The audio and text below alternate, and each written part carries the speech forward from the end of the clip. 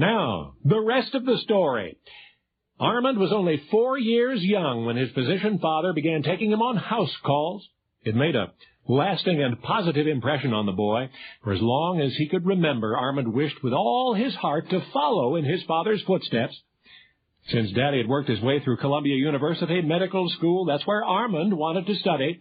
And in 1917, after 2 years of pre-med, he did. In fact, the same registrar who processed his father's application to Columbia also processed Armand's. The young man succeeded splendidly as a medical student. He was elected a member of the Alpha Omega Alpha, the ultimately prestigious Medical Honors Society. He was called brilliant by the internationally renowned bacteriologist Hans Zinser. He graduated in the top 10 of his class and was named his class's most promising by 2 of the school's most distinguished faculty members. He was awarded one of Bellevue Hospital's coveted internships. Only 2 were offered. And most extraordinary of all, Armand was perhaps the first medical student in history to have made $1 million while he was still in school. Now today, most of 100 years later, the rest of us remember Armand Hammer, as the legendary chairman and chief executive officer of the Occidental Petroleum Company, and as an entrepreneur, and as an art collector, and a diplomat whose rapport with the Russians led to billions of dollars in trade. But now you know that he was, in addition to all that, a physician.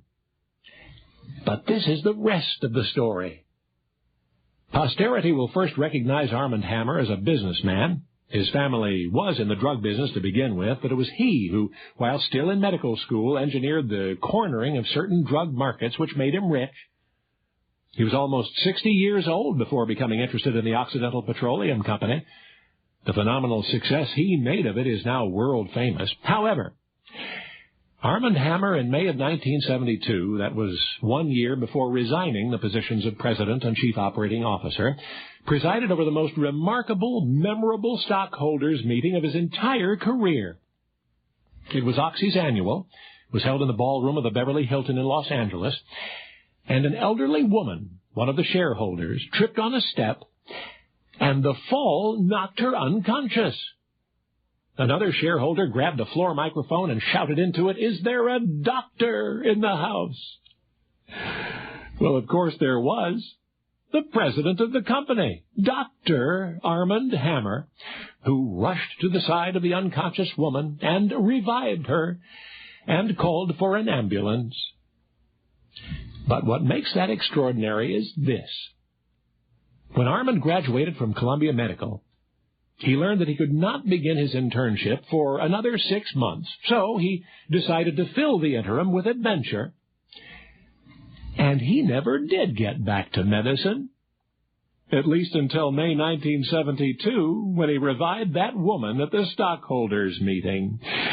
So yes, I do mean to say that more than a half-century had elapsed between Hammer's med school graduation and his first opportunity to practice medicine at the age of 74. Only now you know the rest of the story.